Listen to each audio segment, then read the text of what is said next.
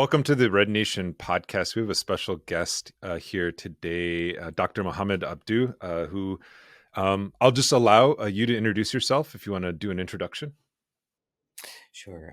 Thank you very much. I'm deeply humbled and honored to be with you, Nick, Jen, and the Red Nation. Allow me before, it's part of the introduction, I usually start off with a prayer, and it's Moses' prayer in the Quran when they were about to meet Pharaoh. And Moses prayed, Allahumma shrah li sadri wa yassir li amri wahlul uqdatan min lisani yafqahu qawli. Allahumma shrah li sadri, O Creator, may you open thy breast, wa yassir li amri, and make my affairs easy. Wahlul uqdatan min lisani yafqahu qawli, and undo the knot in my tongue, such that my speech becomes accessible to you all and to the gracious listeners. My name is Mohamed Abdou, no need for titles. I'm a settler, or identify as a settler of color on Turtle Island. I've considered myself to be a settler since the age of 16 when I first moved to Canada. I'm an interdisciplinary intellectual organizer. I'm not I don't, at least I don't think, I don't subscribe to being a sort of a careerist academic. Um, and yeah, I teach on everything from, Indigenous land education, Black geographies, Middle Eastern, South Asian, and African studies, queer studies, feminist studies, post colonial abolitionist studies, and certainly decolonization, psychoanalysis. I've been involved as a social movement organizer from a relatively young age with Indigenous land defending insofar as the Mohawks, particularly my siblings in Tantanega, Akwesasne, and Kanasatake during the Culverstone track standoff in the early 2000s, the post anti globalization movements of Seattle, anti war protests, Tahrir Square, a lot of abolitionist organizing as well, and having been blessed to live with the Zapatistas on two occasions in 2011 and in 2013. Um, uh, I originally am an engineer. I did my bachelor's, my MA in sociology, my PhD on interdisciplinary studies. I wrote my MA on Islam and anarchism that has become published as a book with Pluto Press over the past year and a half. Um, and my PhD was on Islam and queer Muslims, so it was ethnographic and historical archival. I was exploring sort of the dimension of queerness and feminism insofar as Islam, homo nationalism, pinkwashing, in the context, obviously, of settler colonial societies, is the US, Canada, as well as so called Israel. And it involved interviews with queer Nubian and Sudanese Egyptians, trans sex workers, gay men in the Egyptian military, but also queer Black and non Black Muslims in the context of Turtle Island. Um, I taught at the University of Toronto. I had the honor of teaching Dr. Eve Tuck's course on Indigenous land education and Black geographies. Obviously, it's a huge honor as a non Indigenous, non Black person to have been given that responsibility. I've also taught at the American University of Cairo as assistant professor. I was at land grab Cornell, Zionist land grab Cornell, simply because, Cornell is one of the it benefited most out of the Morale Act, stole 1 million acres of indigenous land, displaced over 250 indigenous nations. And it's Zionist simply because of its collaboration with the military industrial complex insofar as Technion and many other investments in the context of Zionist Israel. And I was hired. Well, really, that's part of the story, I guess. I started as the Arcapada visiting assistant professor at the Middle Eastern, South Asian, African Studies program in January, and yes, I'm here with you all now. So Thanks so much for that introduction. And I just want to maybe set up the conversation a little bit too, because there's a lot that has happened to you professionally and personally that we want to get into, especially the. I don't even want to call it McCarthyite because it's at a different level. It's an outright attack on universities and especially intellectuals who are challenging the Zionist occupation of Palestine. But I want to talk a little bit about the politics of universities and knowledge production because you prefaced your introduction about talking about the Morale Act, and so for those of you that don't know, we've done quite a bit of background on this, but it was a a law that was passed in 1862 that essentially created land grant universities during the Civil War, and it was a part of a suite of legislation that was passed under the administration of Abraham Lincoln, sort of to relieve the kind of pressures that were mounting and the contradictions, the very violent contradictions that were mounting around the abolition, the Black-led abolition movement, more so concentrated on the East Coast, and thinking about opening up land west. And so there was three acts that kind of worked in tandem. One was this, I think it was the Pacific Railroad Act, which kind of created a federally subsidized system to create a transcontinental railroad. The second was probably arguably the first federal housing policy, which was the Homestead Act, which would carve out, much like the Railroad Act, carve out land from native territory and give it at a very kind of bargain rate to white settlers or European immigrants who were turning into settlers through the colonial process.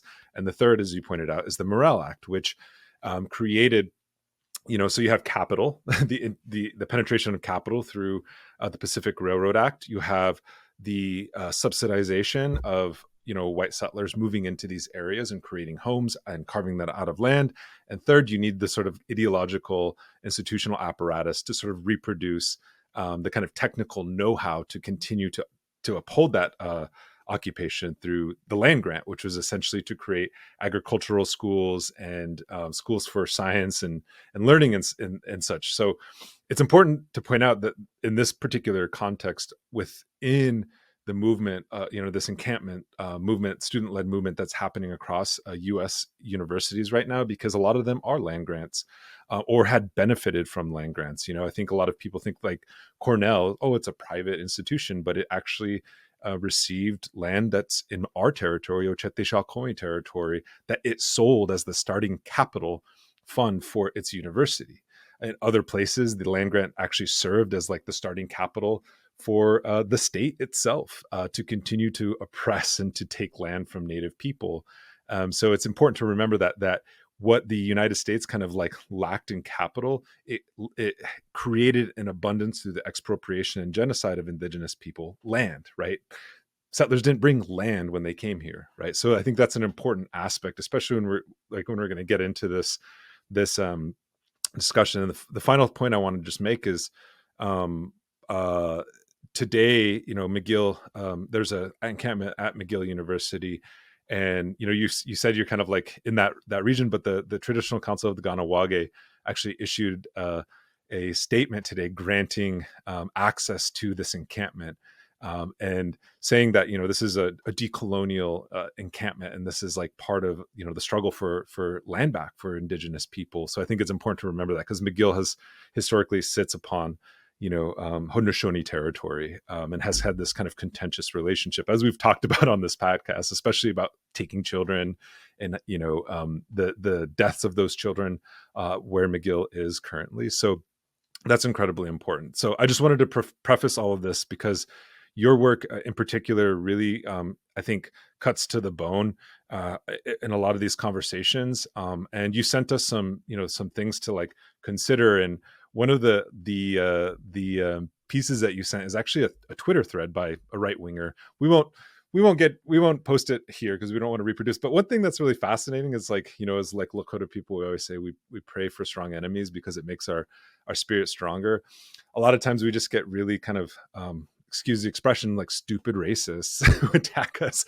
But this person actually takes the time to really consider your work in context of like an anti-colonial struggle and an anti-colonial uprising, which I think is incredibly important for thinking about the reasons why you were targeted, not just because of your support for Palestine, but because of how you were making those connections to the struggles in Turtle Island in the Western Hemisphere. So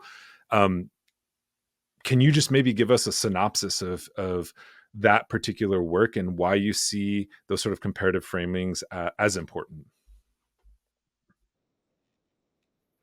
Thank you, Nick. And thank you for the elaboration of the detail and the context, because it bears relevance as somebody who is at the moment on Lenni Lenape territory. It's very crucial, and I'm very blessed that my students get it, our students get it. one of the dimensions that perhaps made me threatening, and we can talk about the congressional hearings and the particular sort of context of my situating, uh, is 1492. That becomes a very historical, material, symbolic, spiritual um, year. Why? There are two things that happened historically during that year. Muslim and Jewish persecution, murder, uh, rape in Andalusia. And Muslims were referred to, and Jews, as savages and heathens, savages being the racial descriptor, heathens being the religious, right? By Ferdinand and Isabel as part of the extension of the Crusades. But also simultaneously, obviously, Columbus's conquistador invasion of the Americas, right? Columbus had referred to, and if we read, Columbus's journey is one that is obviously founded on doctrines of manifest destiny, terra nullius, and so on. So religious doctrines, white supremacist doctrines. Um, he described the weapons by the Taino people as alfanjis, which is the Spanish term for scimitars, which is the weapons that Muslims had used. Hernan Cortez had described Aztec women as Moorish women, the Spanish conquistador. Cortez. He described Aztec temples as Moorish mosques. He had described Montezuma, the Aztec leader, as a sultan. Even the term Berdach, the anthropological term Berdach, was used to describe two-spirit people white racist ways, was projected first on Muslims that were non-gender conforming, right? So you see that the new world is built in the image of, in a certain sense, the old. So it's an ongoing, or at least part of my discussion is this is an ongoing crusading project. A fifth of their transatlantic siblings who were enslaved were Muslims from the Iberian Peninsula and the west coast of Africa. So how can we not talk religion? Can we not talk faith? How can we not talk spirituality? And this, again, Kwame Ture had said, you can't be revolutionary without taking into consideration religion, right? Now we could sit down and talk about the difference between institutionalized religion, authoritarian, non-authoritarian conceptualizations, the difference even from ontological, epistemological understandings of the category religion as it developed anthropologically that is different from faith, which is a different concept in Islam, Iman, and which is a different also concept from Ruhaniya, spirituality. So these are interrelated, but very much also different concepts. It's very ironic that in the Quran, the word Muslim is actually mentioned 5 or 6 times. And Muslims acknowledge that there are over 100,000 and certain other oral accounts and oral traditions, close to 200, maybe even 300,000 different prophets, right? But the emphasis is on the term or on the category believer, mu'mineen. That's the one that is emphasized. So part of my work in Islam and anarchism, and I use specifically the Quran, because regardless of whether you're Sunni, a Shiite, an Ismaili, a Sufi, an Ahmadi, a nation of Islam, you're still bound by this one Quran. The oral tradition, what's accepted, what's not accepted, may differ in that context, but the Quran, that is the one thing that we share in common. And so it becomes the barometer that I'm able to, if you will, call out Muslims from various different denominations. I don't belong or don't identify with any specific denomination, right? As a barometer, as a yardstick of is Islam anti-capitalist? Is it anti-racist? Is it anti-authoritarian? And what are the models of governance that Islam advocates for? What are the model of economic systems, social justice systems? So I trace then the category of the believer.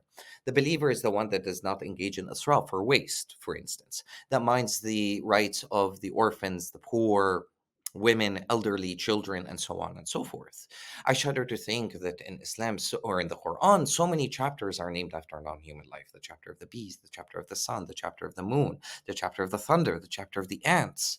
Yet the chapter of the cow. Yet Muslims don't get to think or spend time thinking vis-a-vis ijtihad, which is a methodology, a right that any Muslim believer has the capacity to engage in intellectual reasonings insofar as this text, right? But we don't think about our responsibilities to non-human life. Non-human life, the land, that is a spiritual subject, not an object. She's not an anthropomorphic sort of property that we own per se, right? And that is part of sort of the framing, broadly speaking, that I operate within. insofar as the dimension of religion, in terms of the dimension of political theology, within other canons in Latin America, liberation theology, and so on, can tend to, or frame themselves within. And I think this becomes very important in terms of the different and varying cosmovisions that we have, right? That can contribute to historical materialist analysis, right? Not just as an add-on, but what does the land have to teach us? What does our Mother Earth have to teach us? If we listen to her, if we walk with her as opposed to living upon her. And that becomes very critical. What does she have to teach us? You know, our Mother Earth, she has her own timetable and schedule. She does not distinguish, and this is not sort of to as a sign of disrespect. This is a sign of actually, you know, our feebleness, our finiteness as a species. But she does not distinguish between an indigenous land defender and a Palestinian freedom fighter, or a Zionist or a white supremacist. And that doesn't make her any less reasonable or rational than us, right? We're all on different boats. We're heading towards the Titanic, and it's all steams ahead. And some people will even argue that there isn't even, icebergs ahead. What are responsibilities towards her then? What does she have to teach us, to illuminate? In Islam, we have the concept of al-ghaib, which is the unknown. There are verses in the Quran that nobody knows the meaning of. Chapter 2 of the Qaw, which is referred to as the chapter of the Qaw, Surah Al-Baqarah, begins with the letters Alif, Lam, Mim. Three Arabic letters conjoined to form an Arabic word that nobody knows the meaning of.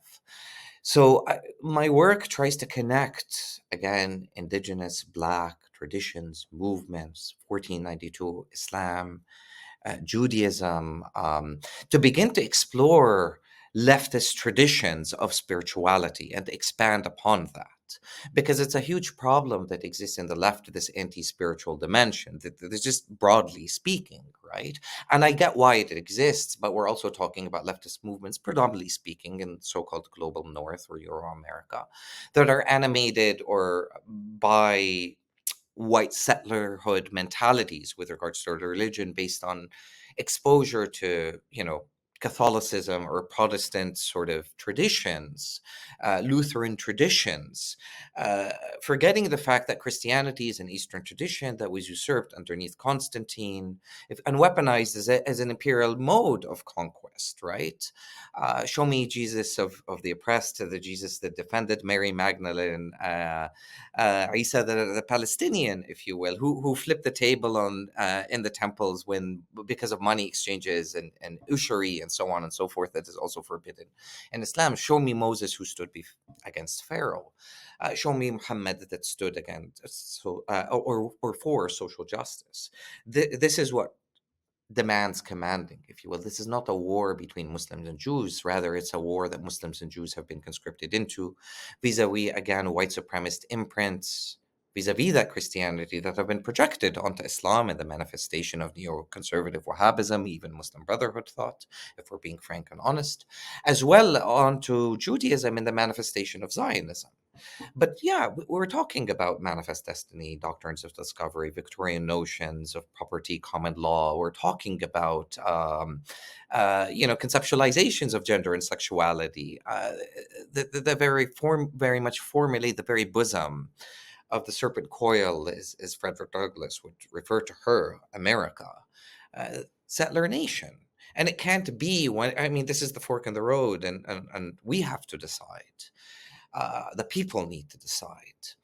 Is it an American dream or is it an American nightmare, as Malcolm had referred to it, right? But we have to understand from an organizational standpoint that difference between mobilizing and organizing, as Kwame Ture had noted, because organizing means understanding structures and the nature of the structures that we're contending against. And that's what becomes very crucial. What sort of world are we building for our children? The confluence of institutions, of power, of geopolitics, and our placement.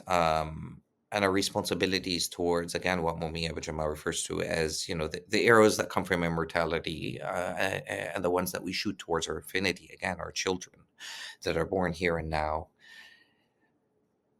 academia as a side of resistance, not liberation, and how we can transition from talking about surviving to thriving. Because I'm tired also of Black, Indigenous, and people of color, and these are, just problematic acronyms at the same time, part of the liberal order, as if there aren't Black, Indigenous people, as if there aren't Black people of color. Label yourself as LGBTIQ, and so on and so forth.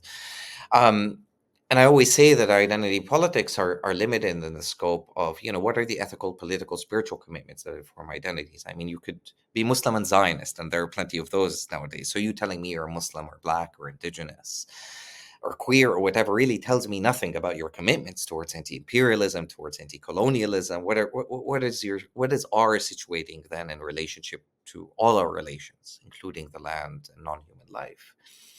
And what does it mean in the context of, land grab universities? What does it mean when they're talking about Colombia? I mean, the shame of the moment that we're living right now is the fact that somehow uh, we're having a collective, or a lot of people are having a collective, maybe not us, but there's a collective freak out over the fact that, oh, well, all these protests are going on. Look at these encampments.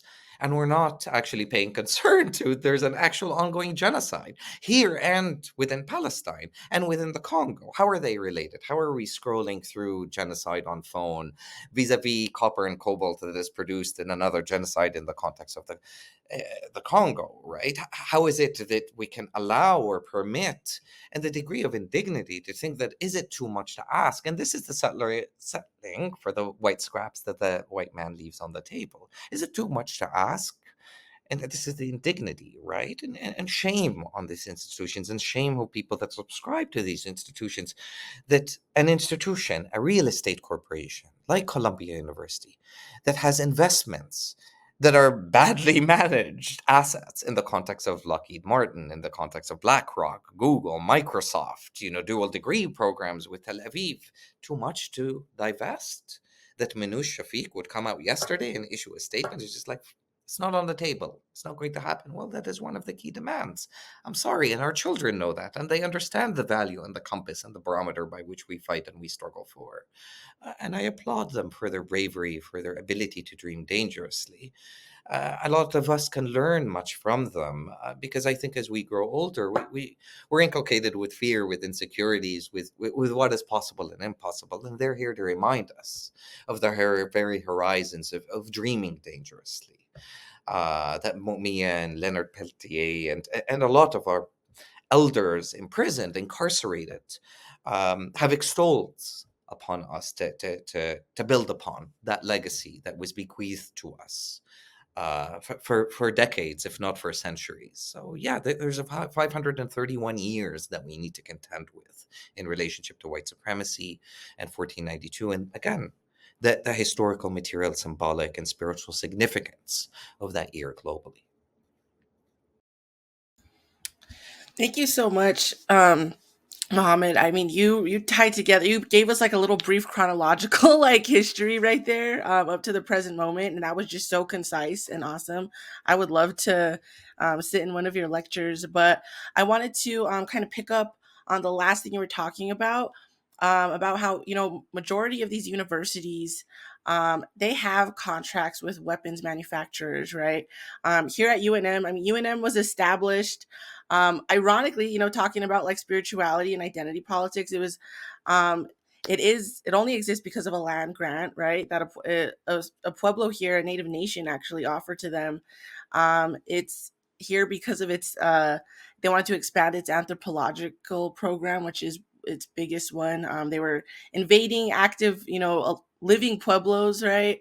And they also presently have played a huge role in the bolstering and creation of the nuclear industrial complex. And so, um, going back to talking about what a divestment movement would look like, right?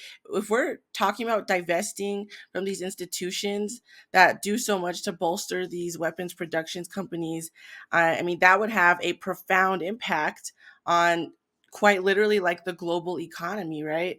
I mean, the US economy is tied up in the global war economy. And I think I want to kind of talk about um, what it would take to remind people that that level of power that students have in targeting these institutions, and like um, really thinking about how something like student activism actually plays a role in doing something as big as disrupting like the global arms trade.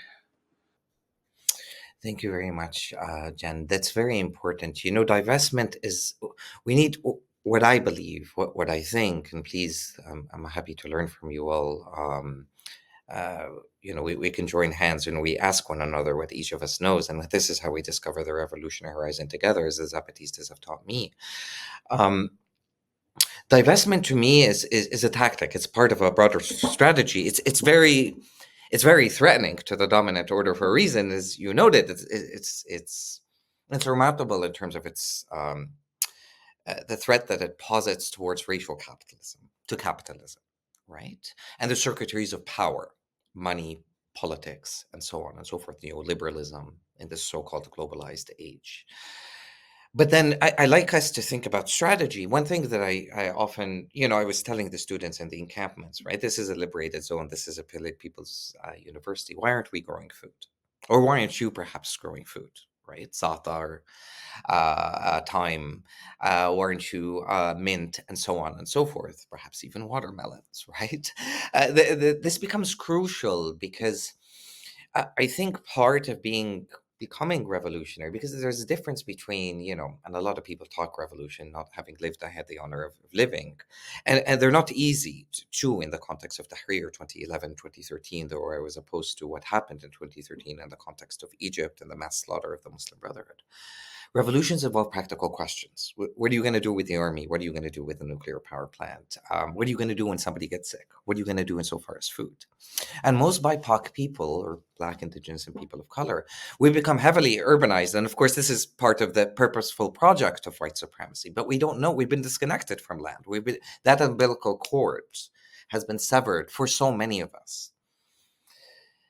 How can we then assert Indigenous sovereignty, the means of food sovereignty, autonomy, and Black self-determination in the context of here, without knowing how to grow food? And it's not easy. Dealing with, what do you do when somebody gets sick? What do you do insofar as food and nourishment?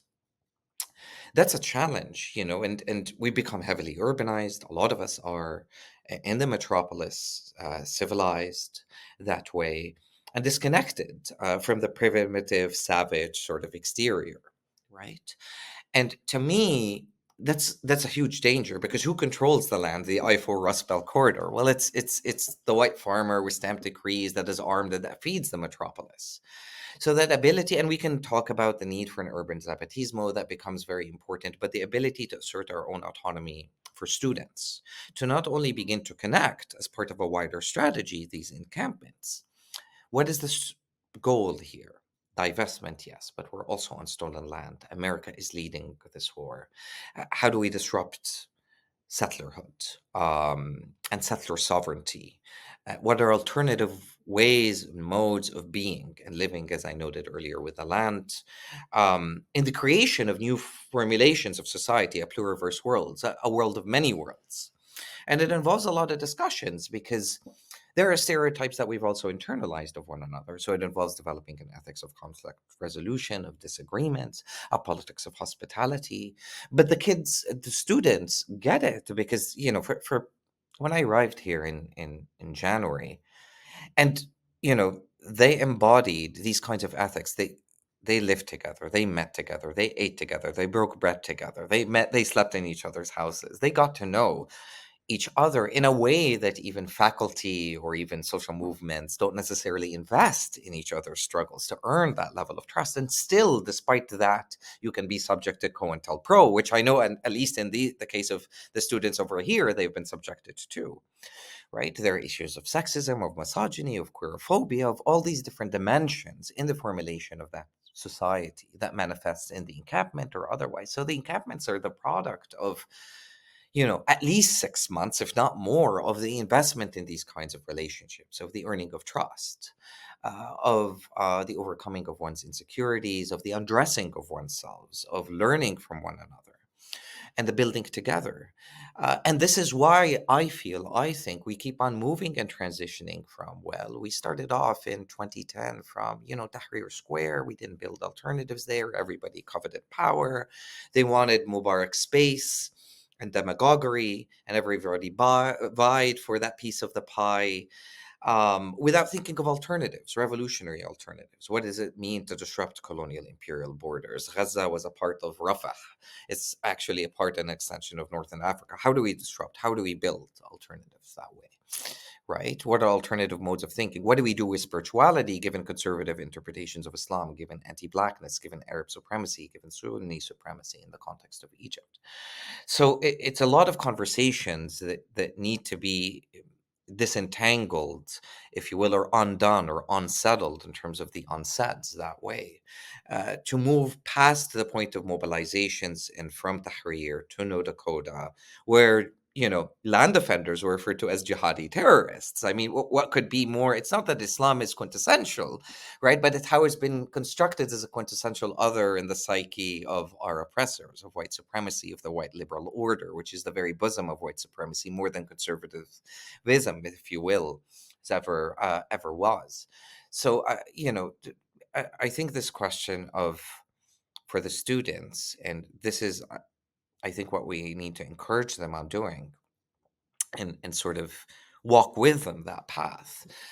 What are we going to do past the summer, past this moment, right? Past taking over a building? And what is the significance of that? To counter the dystopian sort of outrage that just manifests in mobilization, because in mobilizations you have conservative Muslims that are against critical race theory, that are against queerness. You have queer Muslims there. You have anti-Zionist Jews. You have, like I said, Islamophobic and anti-religious leftists, and they're all screaming free Palestine, right? And it's just, well, they're all projecting ideological manifestations of what a free Palestine will be. And this is part of perhaps, what's so ironic about what I say that got taken out of context, cherry picked by Zionists, in my own targeting, that, oh, he supported the Muqawama, right? The resistance, Hamas, Hezbollah. Yeah, but finish off that sentence, which is what I said is, yes, I support anti-colonial struggles and the right, because as Walter Rodney said, but by what manifestation do we actually think that, the violence that a slave uses to undo their shackles is equal to the violence of the oppressor? We're not talking about symmetry here, or a fight between equals. And in that context, what I also said was, but I have issues insofar as the ethical, political, spiritual, like dimensions of Hamas, of Hezbollah, and so on. And these issues also exist on the left, because we have queerphobia on the left, we have anti-blackness on the, we have all that stuff. So it's not something constrained to Islamists or something constrained to whatever factions. Liberals have those issues, and so on, and certainly the right. Right. So this is the moving beyond mobilization to organizing. What are we doing insofar as America leading this war? Israel is but a mere instrument in its arsenal, as an extension of the settler colonial project. I realize it's a little bit of a long-winded response to you, Jen, but I think this is worthy of noting, because this is not, I refuse that this become another Occupy, which is a problematic term, as Joanna Barker and so many others had noted. It's like, what are you occupying, right? But words have meaning, and this is why we need to, in this Orwellian time, contend with the meanings, because there's a source of power within that as well. Yeah, I want to. Thanks for that, and I want to pick up a little bit on some of this about, like, you were talking about these sort of inbuilt sort of ideologies. Some of them are reactionary. It's not just, again, it's not to like create some kind of like exclusionary or exclusive sort of like conversation just on the left or within liberation movements. Like, this is something that's like across the board, socially. And one thing that you didn't include, and it's not to say that you made a mistake, but it's this kind of deep investment in a settler society, or like the continuity of settler colonialism, because that always goes unsaid. And one of the aspects of that is typically that sort of conversation on the left is like, well, that's a cultural concern. because you want to take down statues, you want to you want to speak your language, you want to do a prayer and this and that, or a land acknowledgement, as critical as we are of those.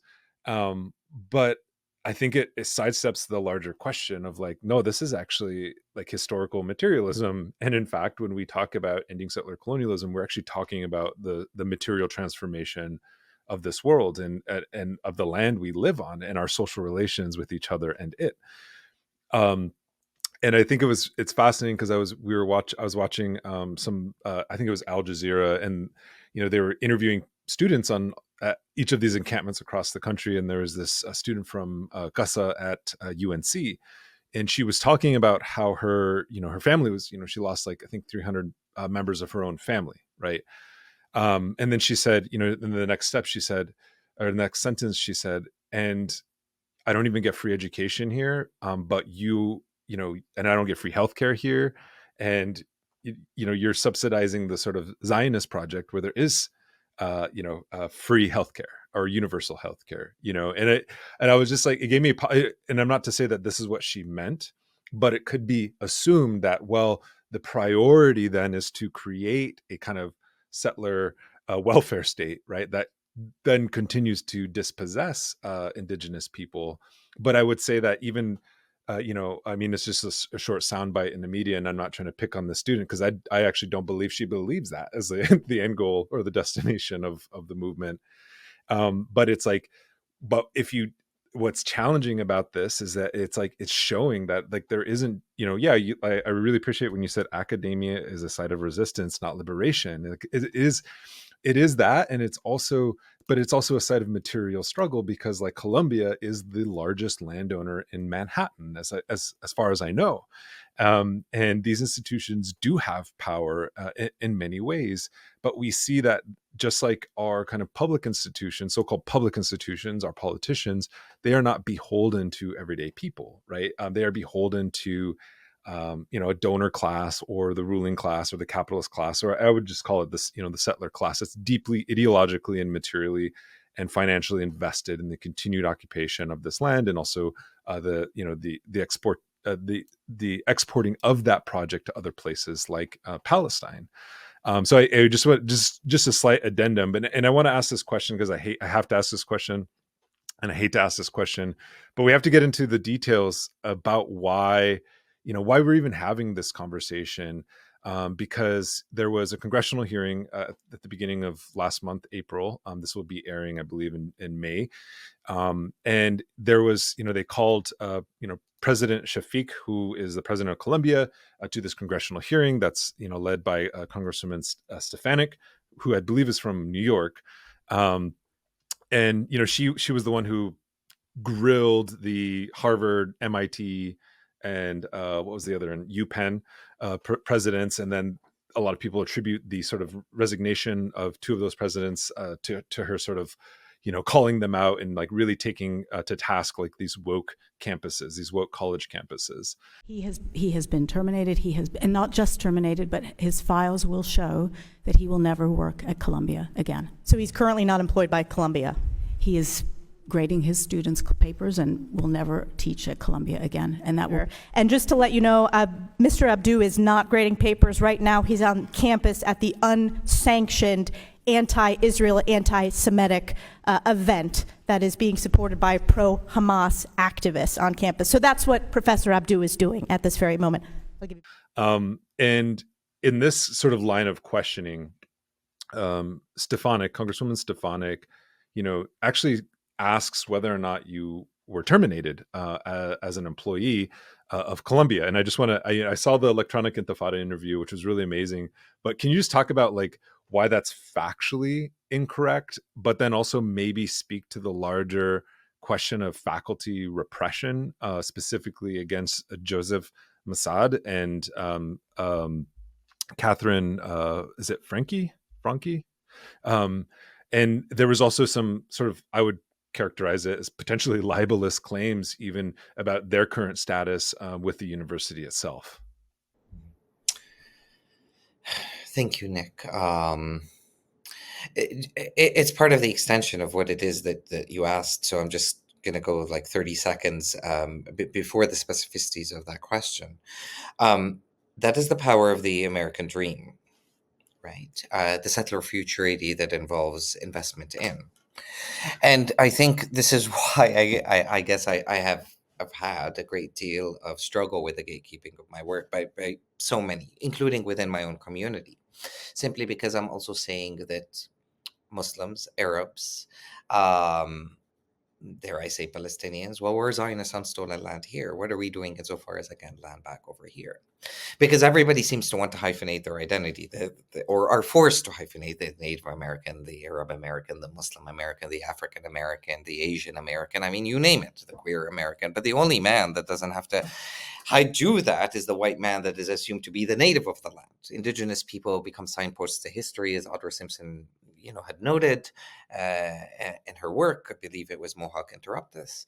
And this becomes part of the facade of the ongoing futurity, settler futurity, in which there is investment in this the salvageable American dream. And that's part of the crisis that we're contending with, in a certain sense. Again, it's about intent, purpose, and action. Right. So what are we doing about settler colonialism here, particularly when indigenous people are only remembered when, in the context of, weapons of mass destruction being named after them, Tomahawk missiles, right, or Apache helicopters, or on the other hand, football teams, the Washington Redskins, the Chiefs, as if there's that debased, derogatory, racist definition that's inscribed within the regime, the infrastructure, that way across the board. And so far as me, I think that is what irked precisely, insofar as the congressional hearings. Shafiq lied about when I was hired. I was hired last May, not in October. I began my position in January. Whether she misled, lied, as far as I'm concerned, that's one and the same thing at this point. She also lied about, as you noted, the fact that I was terminated. I haven't been terminated. I'm sitting in my office. I'm speaking to you all that allow me sort of the grace to be with you. And as a matter of fact, I've taught the last two classes, the last 2 weeks at the encampment. From what I understand, I actually was the first professor to do that and to make that decision. And up until my knowledge, maybe another professor did that, but I think I've practically been the only one to hold my classes in the encampment on queer and feminist BIPOC traditions from decolonial abolitionist perspectives. That's what I was here to teach. And so she lied about those two things. And obviously she misrepresented. She didn't do her homework, if you will, with regard to what it is that I actually said and what it is that I was condoned, supposedly, of saying. Right? Which I said one of the statements, he supports Hamas, Hezbollah, without continuing the rest of that statement. At a certain point, actually, it was also referenced that, well, because I criticized in a Facebook post, I believe on October 19th, that there is no evidence of beheaded babies, at least, and a lot of people have obviously critiqued that based on sort of barbaric, savage mythologies that are projected onto, as they are on indigenous people, as Black people, as Muslims, in tandem. So, and I think the third thing that they had brought up, I believe during the congressional hearings, that how dare I say that how much of a smaller enemy or a smaller group had defeated a larger enemy. It's a David Goliath thing. That was a quote from the Quran, and I was trying to make a point. And the Quranic verse goes like this. وَأَعِدُّوا لَهُم مَا اسْتَطَعْتُم مِّن قُوَّةٍ, and prepare for them what is necessary in strength. Right? وَكَم مِّن فِئَةٍ قَلِيلَةٍ غَلَبَتْ فِئَةٍ كَبِيرَةٍ, how much of a small group defeated a larger enemy. And the context was, folks, and I was speaking to the general public, that this is about, again, understanding that it's not a matter of numbers. Millions during the Iraq War and anti-war protests were not able to stop the Iraq War. And the same thing during the Black Spring, as Robin D.J. Kelly. So we need to think then beyond the element of mobilization, as I said, to what Kwame Ture referred to as organization. And I quoted the Zapatistas. They weren't large in numbers, right? But they created an alternative world starting with December 21st, 1994, right? The same thing with the Panthers, insofar as the breakfast programs, insofar as protecting their neighborhoods, insofar as alternatives to education. Right. So that was the idea there. But all these were misrepresented. and taken out of context, cherry picked. Stefanik has gone after me on Twitter, but also in tandem, Zionists here at Columbia University, Islamophobes as Robert Spencer, Daniel Pipes. Um, I became the tokenized embodied target.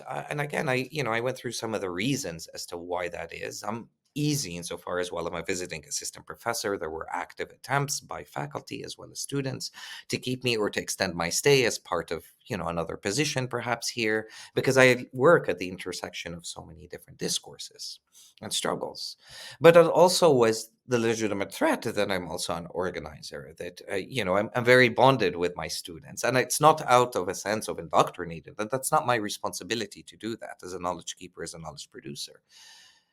I walk with my students to unsettle with them, to learn from them, and to open the purview of the world insofar as what I've learned. Are you taking into consideration the fact that we're on stolen land? What does this mean insofar as we're talking about gender and sexuality, when we're talking about pinkwashing? How can you criticize pinkwashing, or how Israel uses queerness and feminism as a means of conquest? And pinkwashing cannot function without homonationalism. That's the reality. And the US's use of queerness and feminism as an imperialist modes of conquest. But what facilitates even homonationalism is, again, settler colonialism. So we return to the very heart and the crux of the matter. So that's my responsibility. It's not to get them ideologically inclined to my own politics, but to say, hey, listen, let us talk about history. Let us talk about the material realities. Let us talk about the modus operandi of how, in a certain sense, the dominant order, because look, and I keep on saying this because it's something that's important and beyond the left. And I think we all recognize it, because this is also the limitation of academia. What we're at the heart, and what makes, I guess, certain people more, or certain movements more dangerous, is how connected they are to movements and to our own people on the street, and not just within sort of academic forums. And not to say that students are not part of the general public. Of course they are. We're networks of relations. We're not individuals that way. We're not singular issue causes.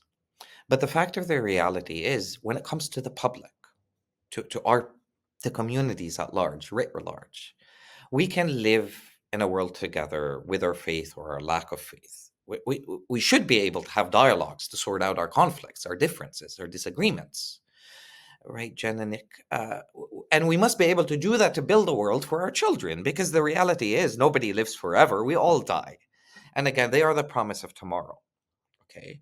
And we should be able to do that with the exchange of ideas. Okay, let's sit down and debate capitalism, whatever it is, Marxism, and so on and so forth. Let's disentangle, let's talk. Right. But the problem and the reality is, unfortunately, that's not happening. Why? Because people in power are architects of animosity, right? Again, they benefit from strife, from pitting communities against one another. The white farmer, the white working class against people of color, and so on and so forth, right? And they weaponize, and they manage to weaponize our current moment to magnify precisely the rifts that exist between us, right? And Netanyahu does this. Congress does this. The president of Colombia does this. The White House that's issuing statements condemning these protesters at Colombia or otherwise is, look at them, they're anti-Semitic, they're engaged in anarchy, and look at the words that they use, that they throw out, right? They're jeopardizing and compromising and putting and to harm the safety of Jews, as if there aren't anti-Zionist Jews, with unclear definitions of anti-Semitism, and committees that can't even define what anti-Semitism, and refuse to define what anti-Semitism is. And that's the issue. Mainstream media, the manufacturing of consent, the cognitive dissonance in societies in which education has been impoverished in so many different levels and degrees.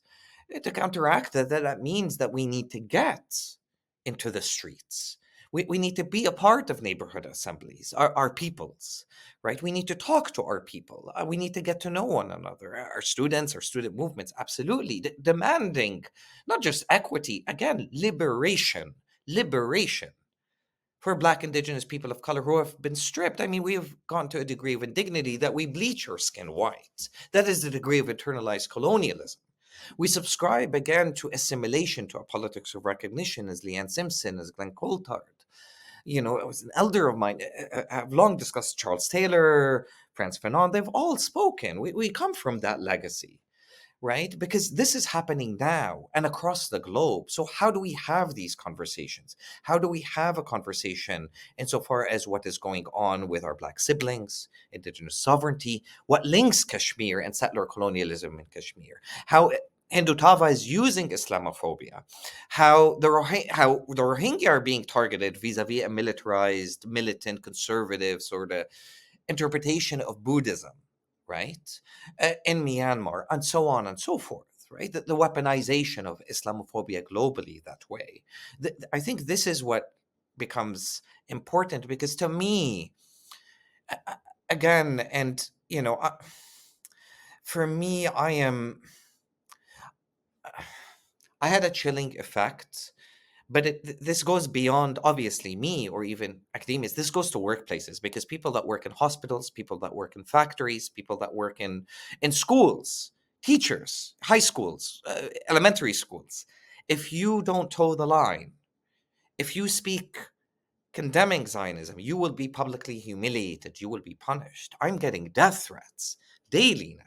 We know who you are, we know where you are. I'm having fingers pointed at me when I'm just walking around.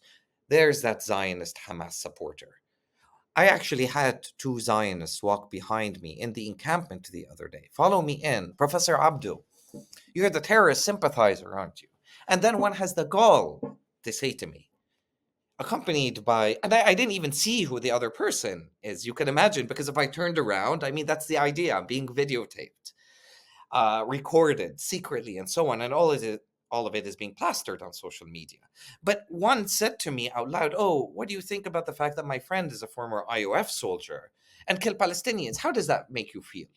This desire to solicitate, of course, rage, anger from a brown man, a Muslim man, because of the consequences of capturing that on video. So you know, there's lots to this insofar as the character assassination. We see it with our Black siblings. We see it what happened to Michael Brown, to George Floyd, to Breonna Taylor, to Sandra Bland, and it's this ongoing. It's not like we're done with the anti-Black sort of infrastructure that informs, again, also the settler colonial society, right? So this is what we're contending with: non-academic governmental actors. But it goes beyond McCarthyism. In my humble opinion, it's very much, again, anchored to what we started off and speaking to insofar as Islamophobia. And to emphasize why, because that is ingrained within domestic policy, that is ingrained within foreign policy. You know, we're talking about a society that establishes secret Black sites exclusively for Muslims, not for Jews, FBI surveillance of mosques, not synagogues. We're talking about state legislators that function upon the targeting of Sharia laws, if it's a monolithic sort of set of laws, despite the fact that it's sort of the corpus of all Islamic adjudications, jurisprudence that have occurred over 1,444 years. That there is no monolithic Sharia law, right? But people are out to legislatively, politicians and otherwise, because of the scare that Islam causes, to explicitly ban it, right? Not Talmudic law. This is what I mean, the immigration bans on Muslims. The U.S. government funding of counter extremism programs, right? And this is not just within the U.S. We see the confluence of Arab Gulf monarchies. I mean, Arabic media has been reporting on this, right? And I'm already red flagged in Egypt. And I don't know the consequences should I have to go back at this point. I mean, my livelihood, my career, what I was supposed to or meant to do, I believe, in terms of my expertise, I can no longer practice that. I can no longer be with my students. I can no longer learn from them, at least in the interim period. And this is what makes this so challenging. Insofar as my case, and even the lies that were cast, as they were cast upon Stephen Shalaita, who is sort of possibly the first case of a Palestinian who was targeted in the University of Illinois, and sort of that break so many barriers and so many walls. And I'm so grateful for his support and solidarity amongst many, particularly students, you all, and others. But yeah, and Joseph Masad, a colleague, an elder in so many different ways. The lies that were cast upon him, that he was called into meetings, that he was warned, that he was censured. None of that had happened. A fellow colleague, Kayem, who was actually, I believe, in the School of Public Policy. I mean, I don't want to misspeak. I could look it up, and forgive me, and may your audience forgive me. But his contract was not renewed, and he was banned from continuing to teach. Why? Because he taught about settler colonialism, literally because of that term. It's a scientific, discursive, materialist, historical sort of concept. There are area studies, there are comparative settler colonial studies, there's literature. Like, this is a point of conversation now that we're having on settler colonialism as a legitimate term, because it's being used in the context of Turtle Island, and it's being used in the context of Zionism.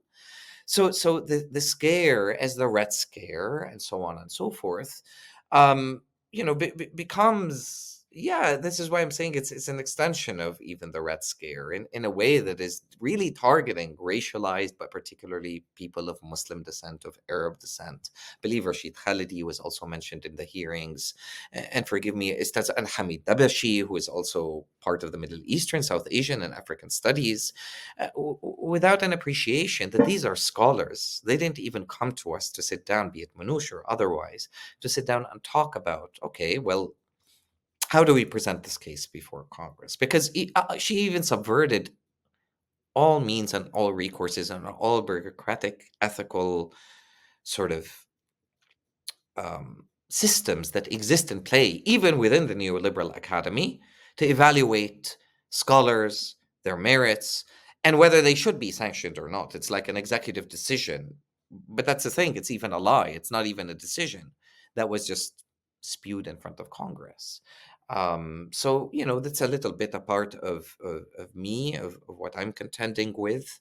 And as well as my fellow colleagues, but in so many ways, they're tenure tracked. That offers a degree of protection, to them. And yeah, it's just, it's been, I never saw to this, and I wouldn't wish it upon anybody. I really do. I never covered the limelight. Nick, we've gotten to know one another this past while. We've had these conversations, and it's a great honor to again, to be with you and John on the show. This is not what I'm about, nor am I interested in, and it's affected my personal life in so many different ways that I don't need to. e- Maybe I could, but I'm not interested in my family's life, that have become very worried about me. Um, you know, um, and yeah, I mean, there's so much that one can say in that regard. There's no appetite, the desire to not sleep. But then one thinks of our people in Gaza, 1.5 million in Rafah, because the chickens are coming home to roost. I mean, that is a reality. One thinks of Wadi Al Fayoum, the Plainfield, 6-year-old Plainfield, Illinois kid that was stabbed 21 times by a landlord, a white landlord that used to play with him. And this is part of the pain that we have to shoulder, that we have to educate ourselves as people of color with regards to each other's struggles, this war that we've been into. We have to supposedly educate the white man and the white left. And the degrees of responsibility are immense at this point. But may our ancestors, may the land, may Allah, Yahweh, whatever we wish to call a creator, guide us in and shed their light upon our path that way. So yeah. Dr. Abdu, just with the last few minutes that we have here for the podcast, I was wondering if you could just speak to where you think the encampment movement is going or should be going. And especially as we're seeing, like, the role of faculty change so quickly in real time. And we're really just seeing the dynamics of the university, like, change and really just crumble, like, in real time.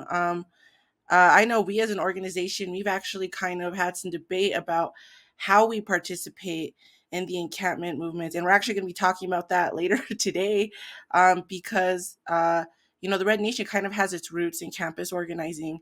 And like you said earlier, we, have recognized the limitations of it, seeing it as a space of resistance, not necessarily of liberation. So, yeah, where do you see the encampment movement going, and how do you think it can be, most productive in, waging our struggle for liberation? Thank you, Jen. I I do believe there are certain things that we need to do immediately in the Red Nation, faculty, otherwise, because our youth are more organized, I think, than even faculties are. That's the reality of the situation. But what we need to do is, number one, we need to have their backs. We need to be on that front line with them. What we need to fight as much as we possibly can against their suspension, against their over policing, against the fact that they would be attacked by NYPD officers and the training regimes that exist with the Zionist regime, their criminalization, their expulsion even from their places of residence, or even the threat. So we need to contend with that immediately as faculty, or those of us that do exist within the interim period that we exist. I do believe that, as any revolution, any revolutionary movement, it ought to involve at least three things. Number one, it needs to involve the creation of alternatives. So having teach-ins, if this is a people's universities, being able to engage in outreach, like we were talking earlier, the encampment here has a projector, as a screen. It's simple stuff like that. And engaging in teach-ins, whether it's with foundations, insofar as communities, as the Red Nation, that could be done online, insofar as connecting the encampments for these kids to see one another, to strategize, to think through liberation together, and to take the lead as we walk with them that path. That becomes something that's very important. Um, uh, because what we're providing is sort of a decolonization of a mind, not in a rhetorical sense either, because decolonization is not a metaphor, as Eve Tuck and Wayne Yang had long extolled us to really think about. It bears historical material consequences, spiritual consequences, and otherwise. The other thing is the establishment of alternatives. I think these students, as the upcoming generation, need to learn how to live on the land. I think that becomes very important, and how to cultivate community. And the essence of that, in relating it to what indigenous people and indigenous nations that have long extolled settlers, which we all are if we're not, indigenous, or if we're not part of the transatlantic, Middle Passage, enslavement, because there was no choice there for Black people, to learn from indigenous people, to reconnect with land, to discuss what indigenous sovereignty and Black self-determination means here and now, and what are our responsibilities, whether it's as students, as faculty, as whoever, as intellectuals, uh, uh, insofar as contending with and against and fighting against settler sovereignty. That, I think, that becomes important. The third thing, which may seem controversial, but I'm going to come about and say it, is at some point or another, any revolutionary movement needs to have the ability to defend itself. And that is an ethical right. Right? Thou shalt not kill is a beautiful moral commandment, but we don't live in a utopian world. Then I'm not going to sit down and necessarily get into the crux of, well, do we strain a person that is violent towards us? Do we whatever? That is an ethical decision, and it bears its consequences, because, the question of violence, is already very real for people of color. I mean, it was even the racist, misogynist, anti-Black Gandhi that said, if there's violence in our hearts, then it's better to be violent than to don the cloak of nonviolence to cover for our impotence. The reality is the racism, the sexism, the xenophobia, the Islamophobia, the anti-indigenous, the anti-Black, everything that we live every single day, and they replicate in our day-to-day relationships and with one another, right? Are those not forms of violence? All we learn from oppression is learning how to repeat it. So we need to think about healing. Violence too is a tactic. It's not a strategy, and it never will be. But this is why constructing alternatives. Otherwise, what is there to defend?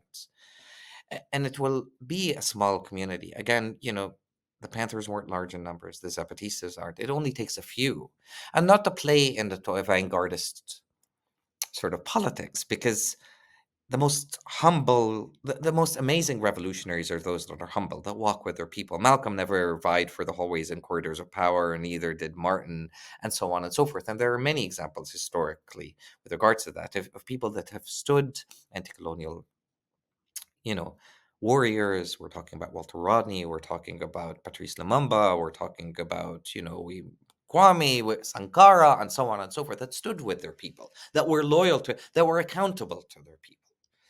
And I think that becomes very important. The most important characteristic, that, particularly for us to remember in relationship to this future generation, our hearts and our souls, is to be humble, to be modest, to walk with them, to be open to unsettling our own ideas, our own ideological encampments, and we all have them to one degree or another.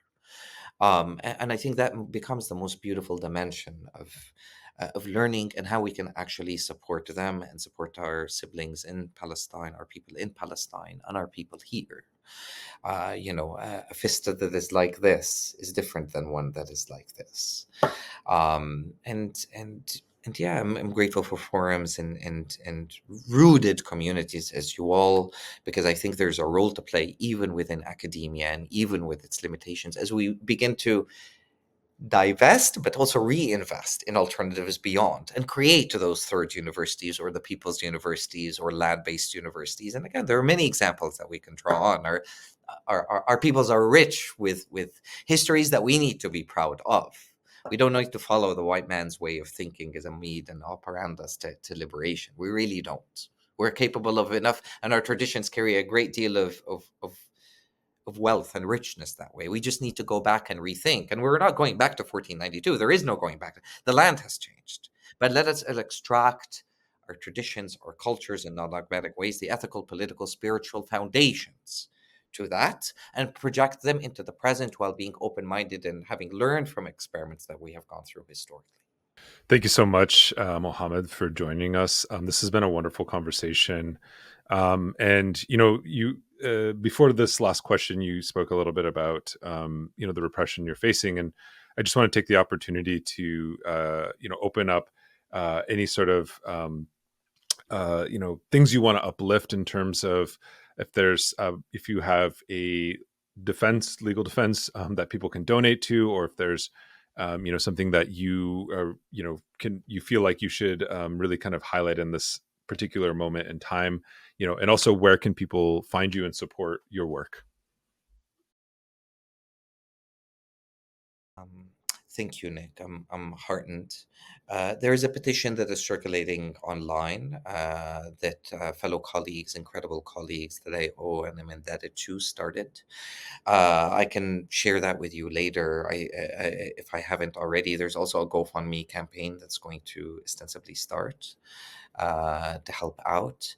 And there is, ostensibly the engagement with the work, right? We don't take anything with us except what we've done in the name of our names. And I really try to work on scholarship. Nothing is perfect, upon which I built, that I build on insofar as what I've learned from all of our peoples. I may have offered something that is worthwhile, something that has shortcomings, but that's the nature of what it is that we do, which is the most honorable thing that I can think of doing, to be quite honest, is a vocation. So to engage the work, be it in the book in Islam and Anarchism, or just and to keep me in your thoughts and your prayers, to lay down some tobacco for me.